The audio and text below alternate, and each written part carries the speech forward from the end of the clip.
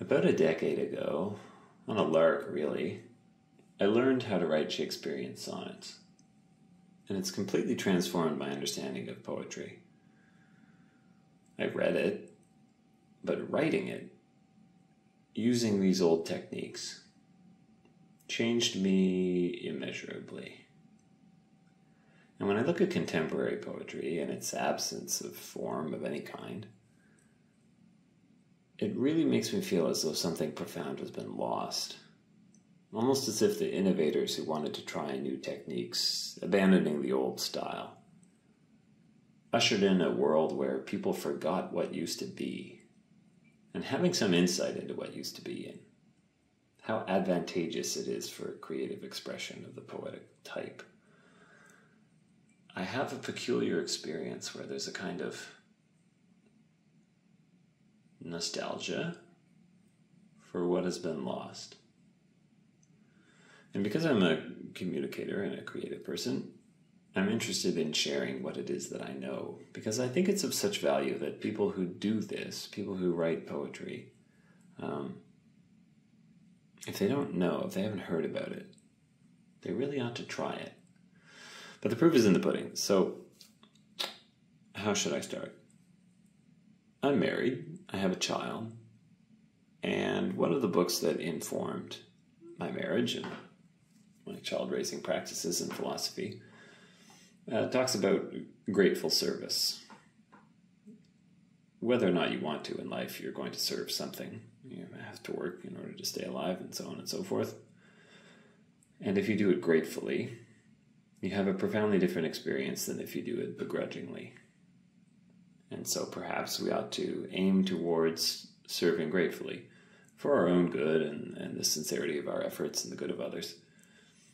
Should we find ourselves compelled to serve, let us do so voluntarily as best we can, and perhaps even gratefully, to appreciate the trials and tribulations that we go through in the interest of enjoying them, as opposed to having to do them anyway and not having a good time by virtue of the fact that you have the wrong attitude towards what those trials are and what they mean to you.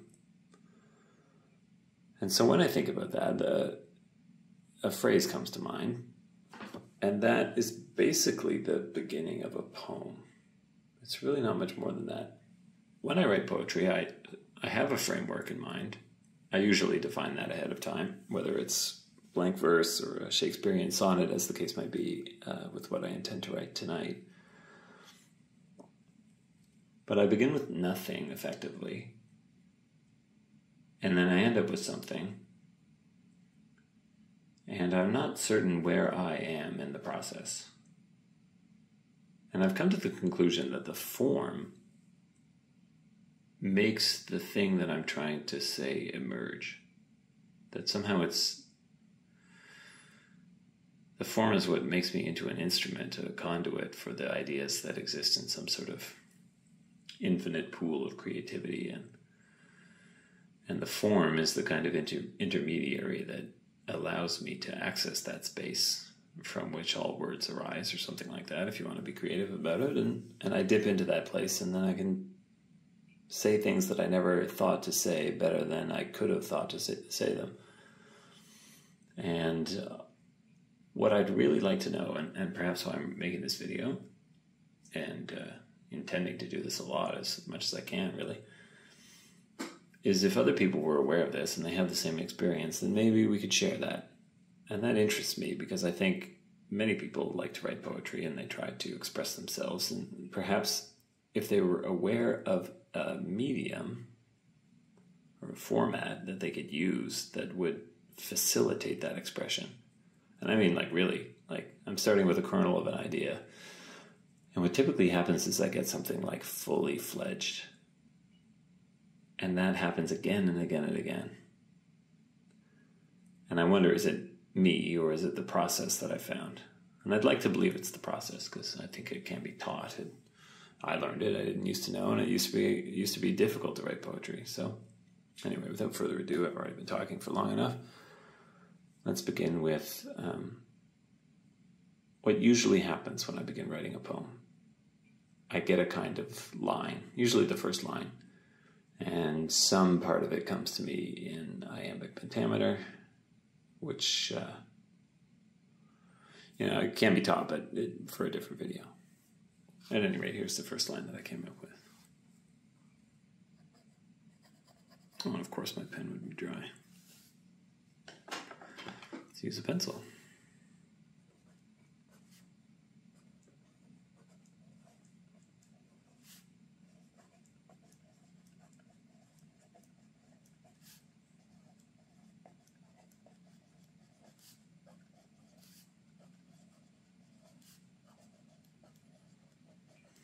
My love is grateful service to the plan.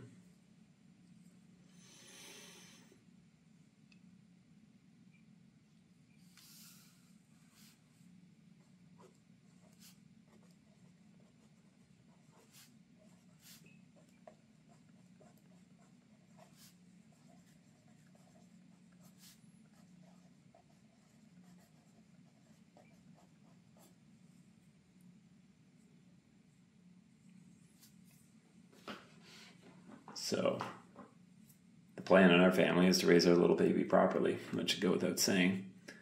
Grateful service is here included. That's the essence of what I'd like to talk about and develop. It's just been on my mind lately how that's the right attitude to have towards things that go on. In particular, I'm often awoken at 3 or 4 in the morning when my daughter wakes up hungry, and off I go. But to say that my love is grateful service to the plan, that's how it's expressed. At least part of the way it's expressed. There's lots of other love expressions that I do, but at any rate, that's one of the more significant ones. So, to say that my love is grateful service to the plan to raise a little baby properly is absolutely true. Now, there should be some example. If you're trying to compose a poem where it makes sense, you've introduced this idea, my love is grateful service to the plan to raise a little baby properly. So what's an example of one of the services that one has to render? And it has to rhyme with plan.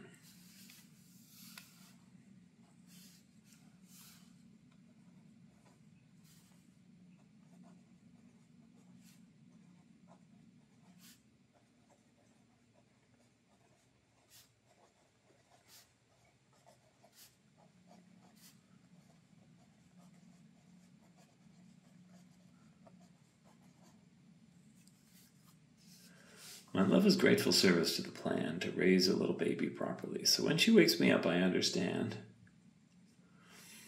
Now, that is almost automatically coming to mind in this context.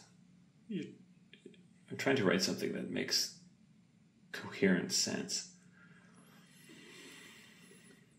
A kind of argument or a case. It's funny because I don't really understand the process as much as I'd like to. I find it almost easier to write than I do to talk about it. And that's it. That interests me because I usually find it so easy to write. So what is it that's happening in my brain while I'm doing this? I'd like to know more about it. And I think that's why I'd like to do it publicly, so bear with me. My love is grateful service to the plan to raise a little baby properly. So when she wakes me up, I understand.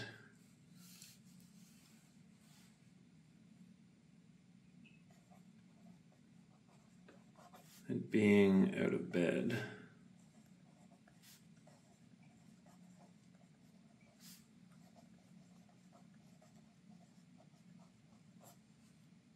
is fatherly. So plan and understand rhyme and properly and fatherly rhyme. And this is an example of something that happens very often when you're writing poetry of this kind. If you go look up a rhyming dictionary, how many words rhyme with properly, you'll find that it's very few. But fatherly is one of those words that rhymes with properly. And given that I'm writing a poem about grateful service to raising my child, how appropriate is it to use the word fatherly in such a poem? Now, if it weren't for the case that properly came first, I might not have thought of fatherly because I'm compelled to find something to rhyme with properly in order to complete the plan of the poem.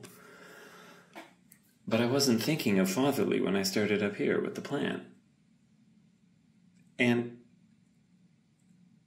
I do this often enough to find that this kind of experience of the perfect word suggesting itself as a consequence of something that happened beforehand, where there was no conscious thought of fatherly, only of properly,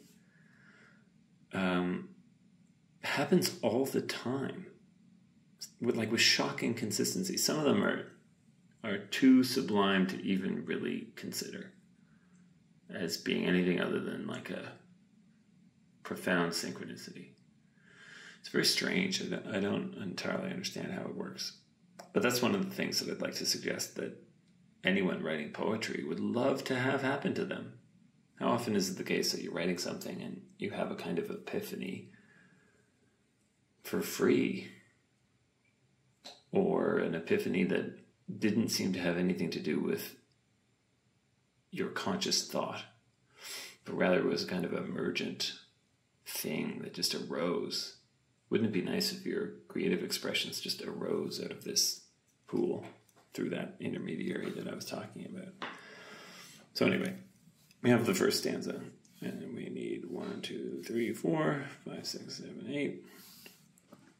2 more stanzas, and then a rhyming couplet at the end. My love, his grateful service to the plan to raise a little baby properly. So when she wakes me up, I understand that being out of bed is fatherly.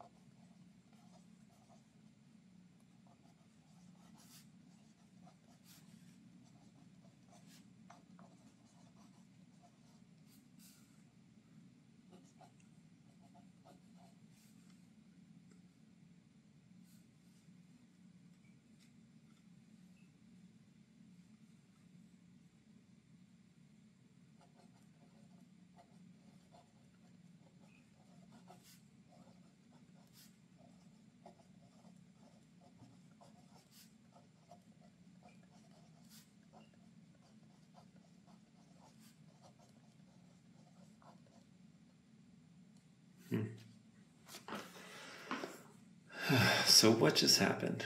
I mean, I hope that you enjoyed the sound of the pencil moving across the page, because what just happened? The speaker in the poem is a father who wakes up out of bed, and what does he do next? Well, once he's awake, he makes a couple eggs in a frying pan for her to eat. And of course, while I'm doing that, because I have both my hands occupied, she's down below grabbing at my legs and marching all around with little feet. She goes stomping around in the morning. And she looks up at me and goes, she wants food. But you might have noticed that, Scout's honor, I wasn't thinking about this ahead of time. Eggs and legs and eat and feed. Maybe there's nothing special about the fact that those words emerge, but what's interesting is that that's what she does. That's what I do. That's the truth of the situation. I gratefully awaken in the morning out of love to fulfill the plan of raising a baby properly, and I understand that the fatherly act in this case is making her eggs in the morning. And when I do that, she grabs my legs and marches around with little feet. Now, something that happens to me has now been fleshed out in a way that is intrinsically satisfying to read because it has this meter and marching all around with little feet. There's a rhyme scheme that's already been developed, and one has a sense of confidence that the next 4 lines that I'm about to draw are going to expand upon this, make it better, and then there's going to be a kind of joke at the end. A little bit of practice, and I swear to God, you can just do this every time. And what's so interesting is that if you look at contemporary poetry, no one is doing this. It's fallen utterly out of fashion. I mean, for example, if you were to go on Instagram and look at the #1 search result for poetry, you would find that it's the following.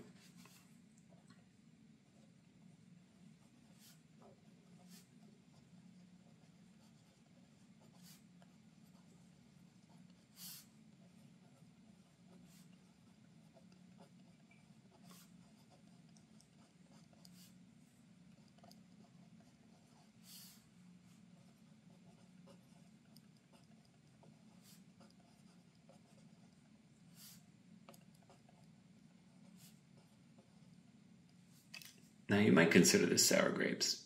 Who am I to be criticizing something that's immensely popular? 20,000 likes in 2 days, hundreds of thousands of followers.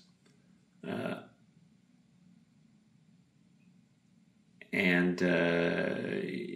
I some established critic with credentials? Perhaps not. But I do this.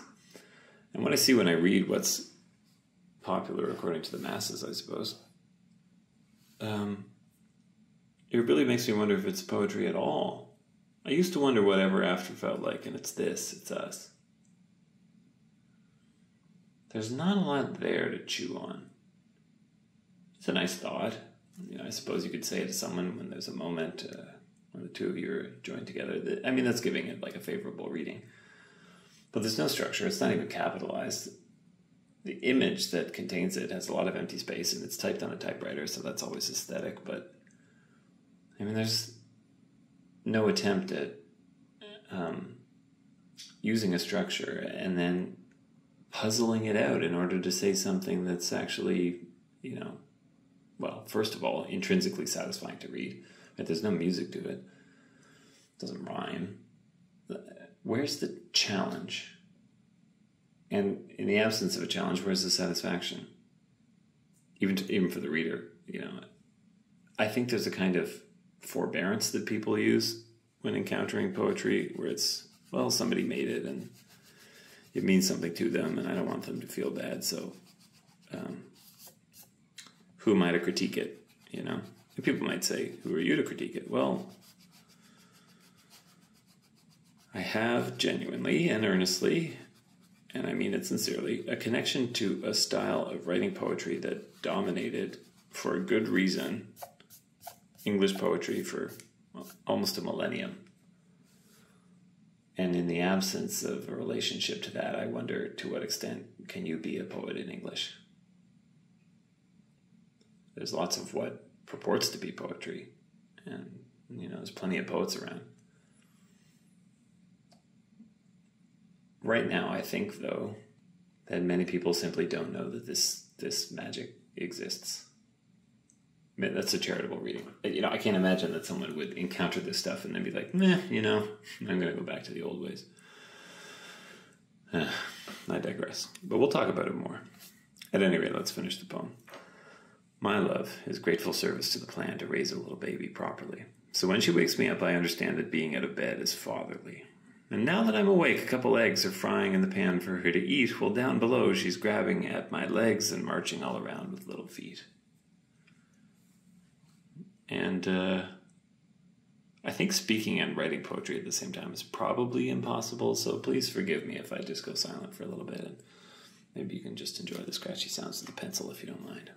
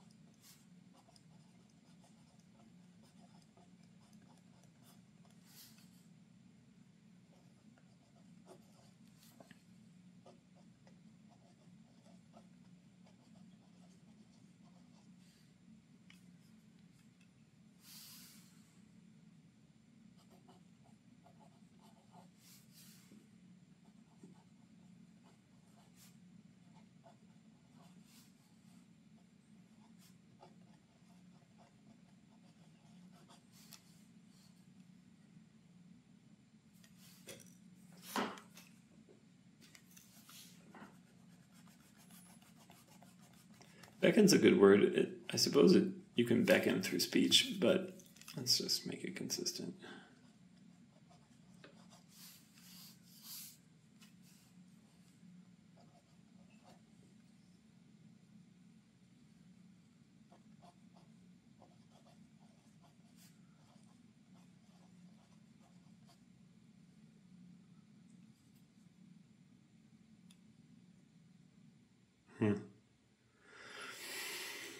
So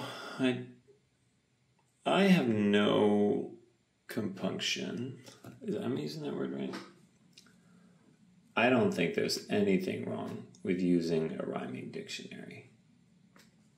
It enhances your vocabulary, and timeliness is one of those words that you don't always have the rhymes in your head. Impatiently, she's telling me to cook with haste, rapidity, and timeliness, and while she's telling me I gotta look.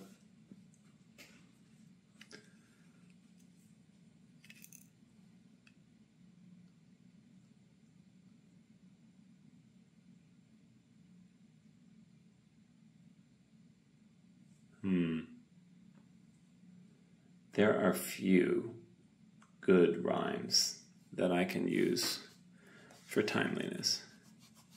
And in the same way, properly and fatherly suggested themselves. If you can't find the next rhyme, this is one of those cases where the form is oppressing me and limiting my free expression. I should be able to write whatever I want. But if you want to follow the rules, well, you can't do that. And I need something to rhyme with something here in order to complete the poem. And in this case, I'm willing to bet that timeliness can be replaced with something infinitely better. That trying to maintain your attachment to timeliness is going to produce a worse outcome than deleting it and coming up with a different line. And then having that next suggested line, because of the rhyme you've chosen, produce a better outcome. So it should probably be a synonym of haste and rapidity. And hey, since we're using a rhyming dictionary, let's see, rapidity. Go to the thesaurus. Celerity. I don't think it rhymes differently then.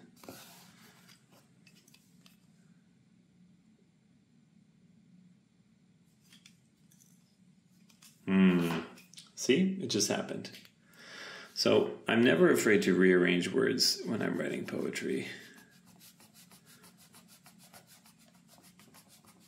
And watch how you see this change.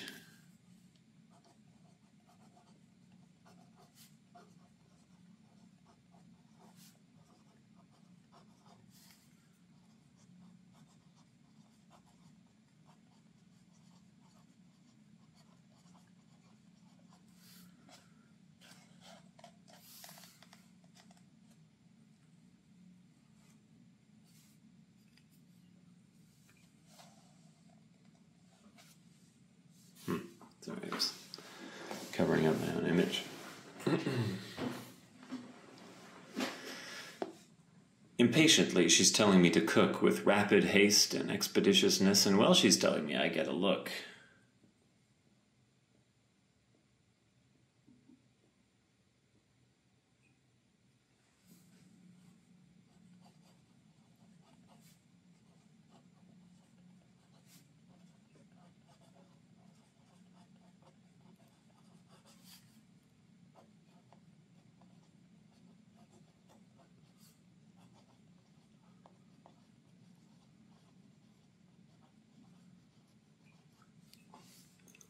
See?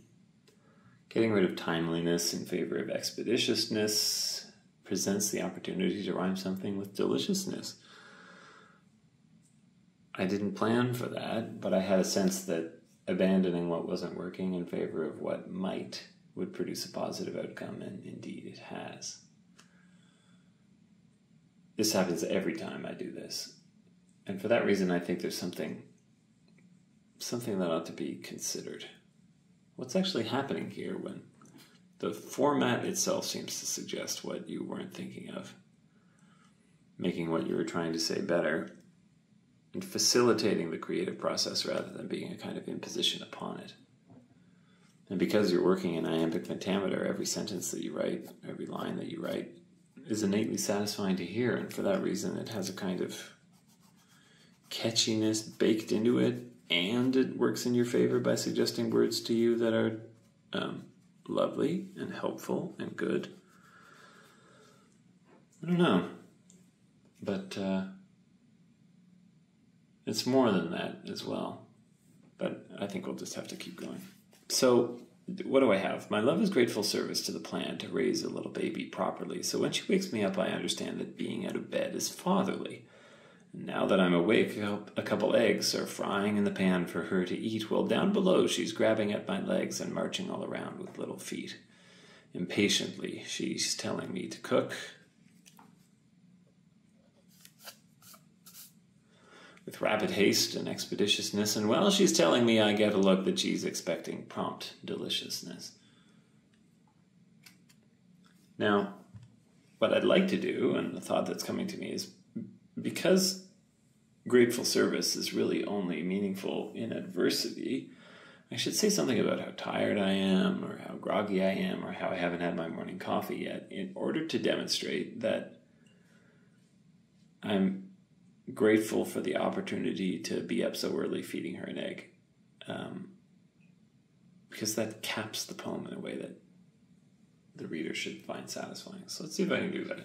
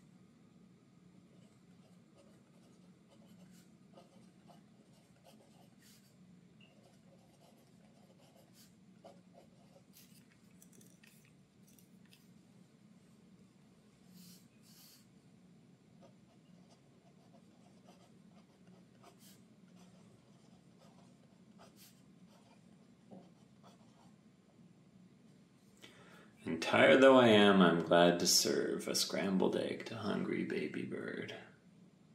There.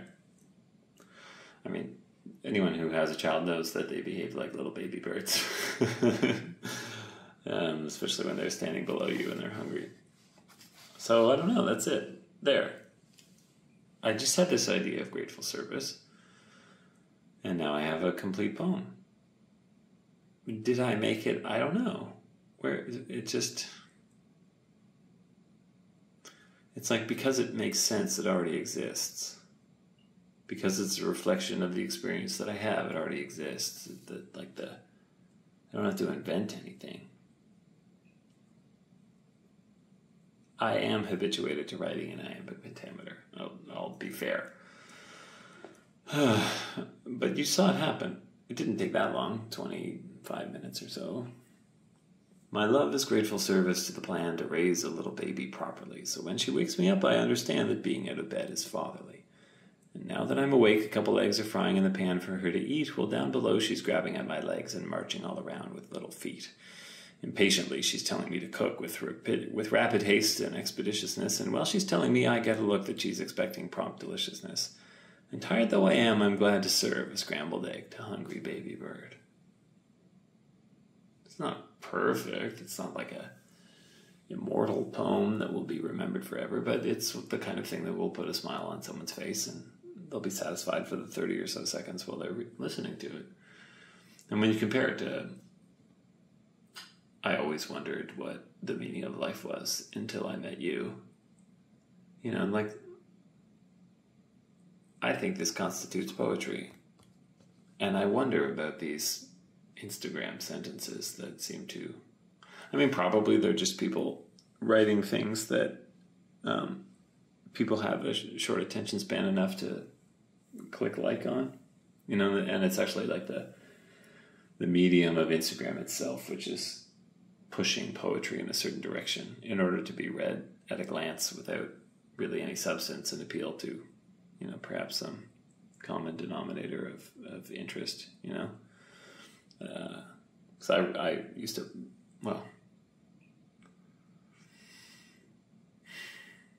anyway,